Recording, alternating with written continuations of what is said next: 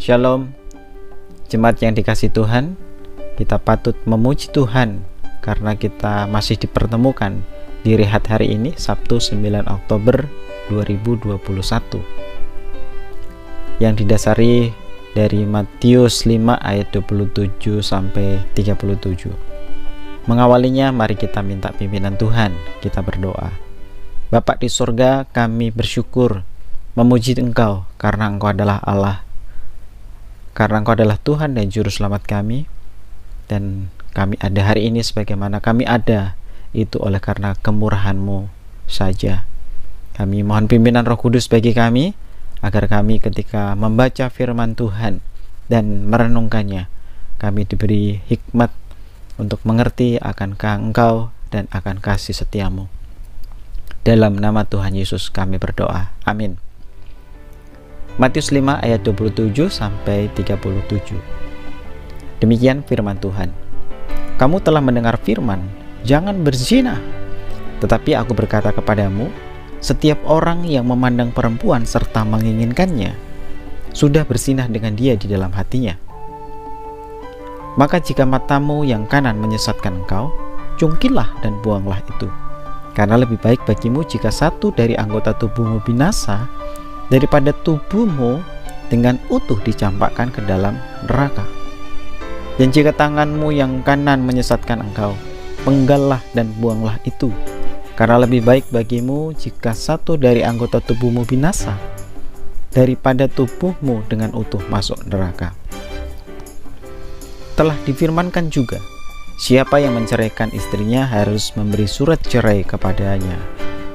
Tetapi aku berkata kepadamu, setiap orang yang menceraikan istrinya kecuali karena zina, ia menjadikan istrinya berzina. Dan siapa yang kawin dengan perempuan yang diceraikan, ia berbuat zina. Kamu telah mendengar pula yang difirmankan kepada nenek moyang kita, jangan bersumpah palsu, melainkan peganglah sumpahmu di depan Tuhan.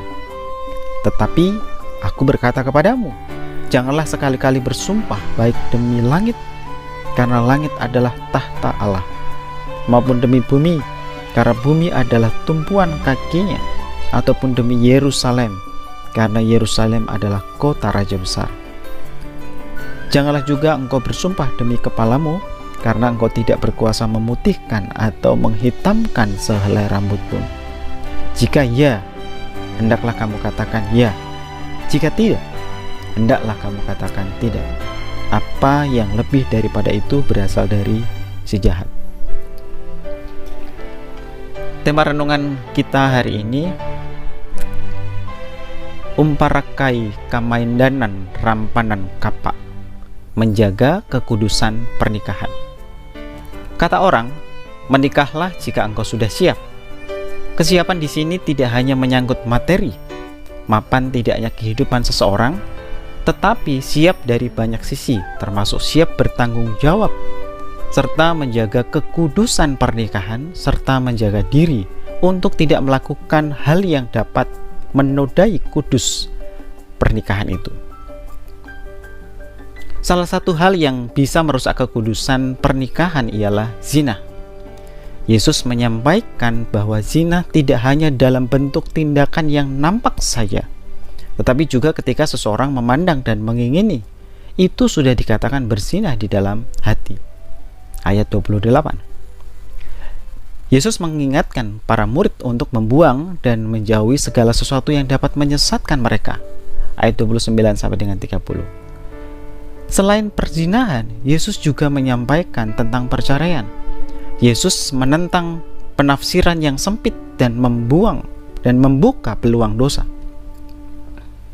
Karena pada waktu itu ada kekeliruan dalam menafsirkan Taurat dengan pemahaman bahwa perceraian boleh dilakukan oleh seorang suami ketika ia menemukan ketidakpantasan dari istrinya.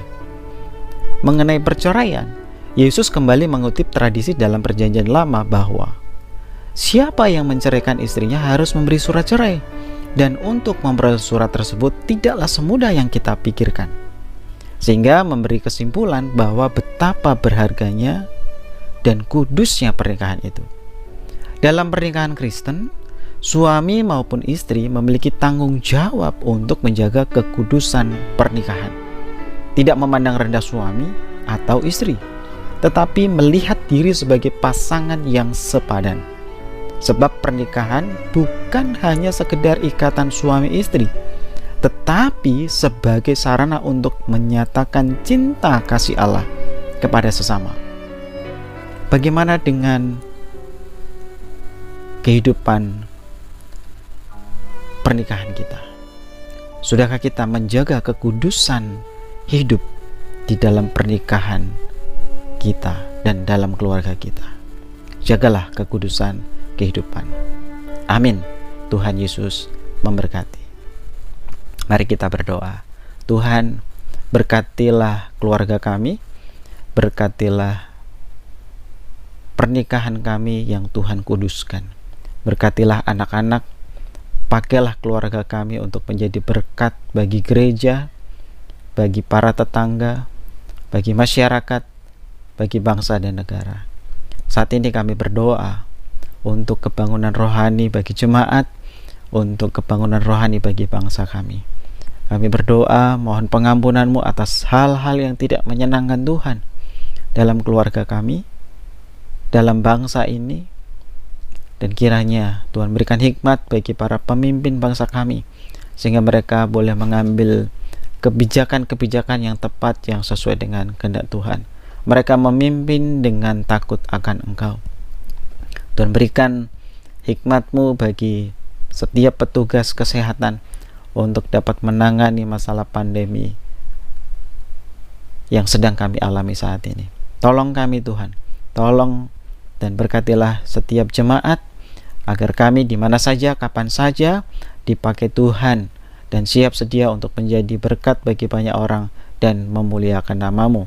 Dalam nama Tuhan Yesus kami berdoa. Amin.